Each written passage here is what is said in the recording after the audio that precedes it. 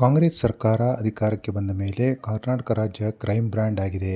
Crime rate 43% ಹೆಚ್ಚಾಗಿದ್ದರೆ cyber crime 41% ಹೆಚ್ಚಾಗಿದೆ ಎಂದು ವಿಧಾನ ಪರಿಷತ್ ಸಚೇತಕ ರವಿಕುಮಾರ್ ಆರೋಪಿಸಿದರು.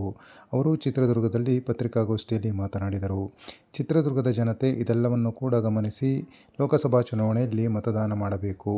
ಇದರ ಜೊತೆಗೆ ಬೆಲೆ ಏರಿಕೆಯ ಬಿಸಿಯೂ ಕೂಡ ಜನರ ಮೇಲೆ ಬರೆ ಎಳೆದಿದೆ. ಹಾಲಿನ ಪ್ರೋತ್ಸಾಹಧನವಂತೂ ಜನರಿಗೆ ಕೊಡಲೇ ಇಲ್ಲ ಎಂದು ಆರೋಪಿಸಿದರು. ಚಾಪಾ ಕಾಗದದ ಬೆಲೆ ₹5 ಇರೋದನ್ನ ₹100 ಹೆಚ್ಚು ಮಾಡಿ, ₹20 ಇರೋದನ್ನ ₹100 ಹೆಚ್ಚಿಗೆ ಮಾಡಿ, ₹50 ಇರೋದನ್ನ ₹500 ಹೆಚ್ಚಿಗೆ ಮಾಡಿ. ಚಾಪಾ ಕಾಗದಗಳ ಬೆಲೆ, ಹಾಲಿನ ದರ, ಹಾಲಿನ ಪ್ರೋತ್ಸಾಹ ಬೆಲೆ, ಏನು ಪ್ರೋತ್ಸಾಹ ಮಾಡ್ತಿದ್ದ ಪ್ರೋತ್ಸಾಹದ ಹಣ, ಪ್ರೋತ್ಸಾಹಧನ ಜನಕ್ಕೆ ಕೊಡ್ಲೇ ಇಲ್ಲ.